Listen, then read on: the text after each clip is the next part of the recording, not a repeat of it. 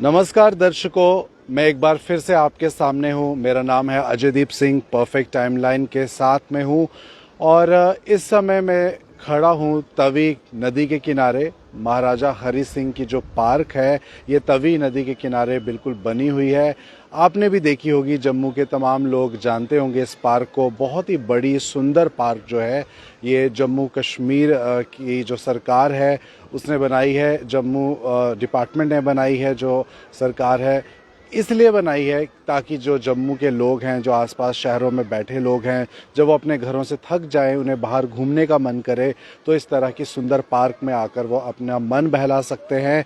यहाँ पर फूल भी लगाए गए हैं, बच्चों को खेलने के लिए झूले भी लगाए गए हैं। जनता यहाँ आती है, पिकनिक मनाती है, लोग अपने सगे संबंधी यार दोस्तों के साथ आते हैं, घूमते हैं।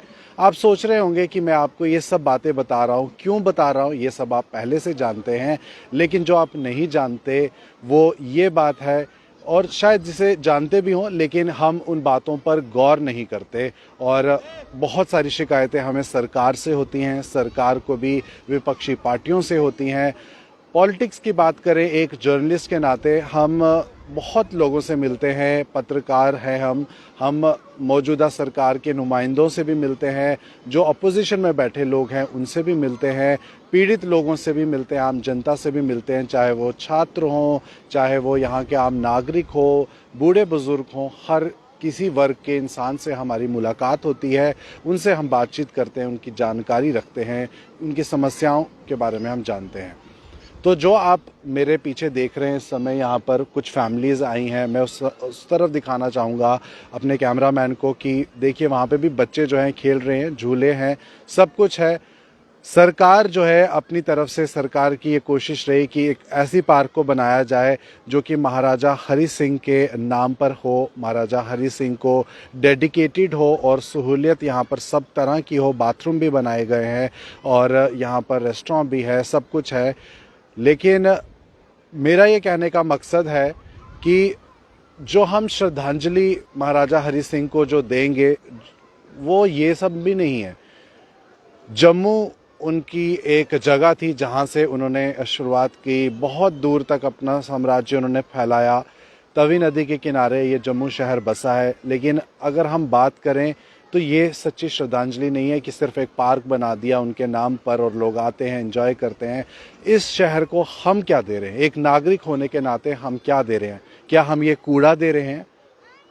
आप ज़रा देखिए कि किस तरह से ये पार्क बनी है और यहाँ पर जो खाने पीने का सामान है उसे फेंका गया है। सुंदरता, सरकार ने तो अपनी तरफ से कोशिश की है कि इस शहर को हम सुंदर बनाए, लोगों के लिए बनाए। वहाँ पर मैं आपकी नज़र दिलवाना चाहूँगा, तवी नदी में भी आप उस कूड़े को देख सकते हैं।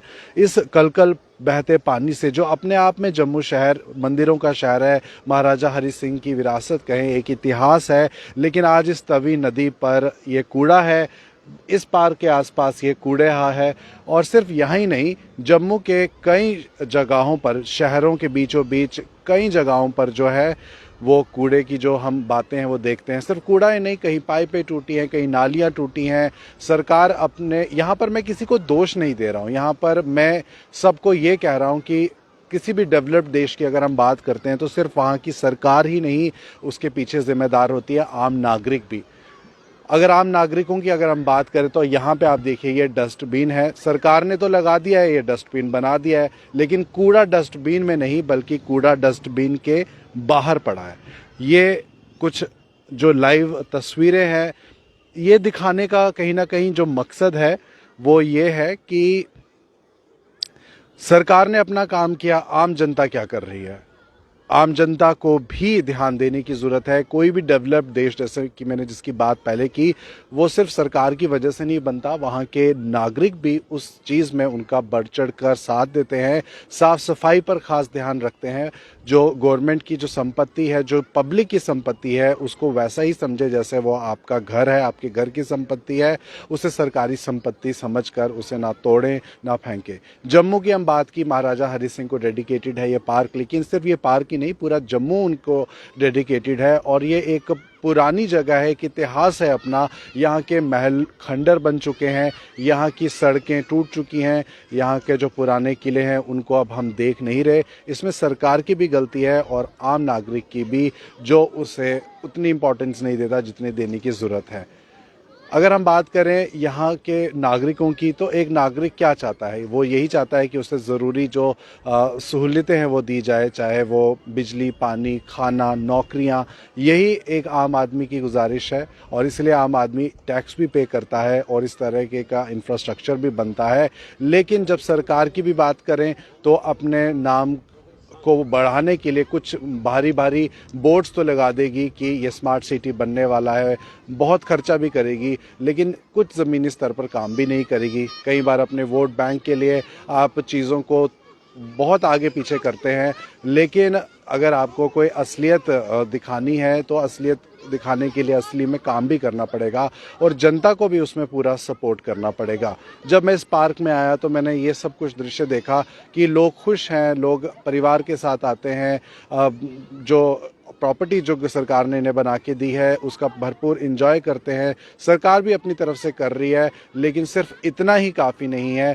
बहुत सारी बातों पर गौर करने की ज़रूरत है। आम नागरिक को अपनी जिम्मेदारियां समझने की ज़रूरत है और सरकार की अगर बात करें तो वो सिर्फ अपना नाम को एजेंडा बनाकर ना चलाए, बल्कि सच में ज़मीनी स्तर पर काम करे।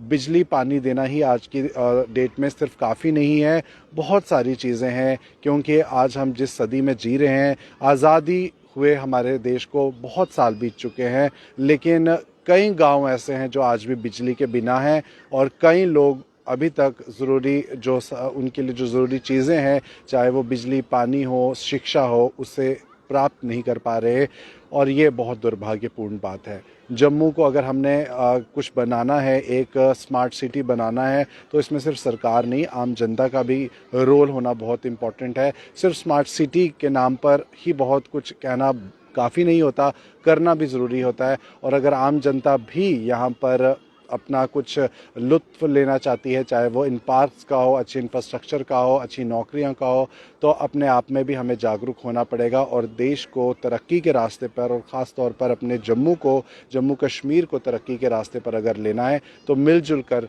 सामने आना होगा।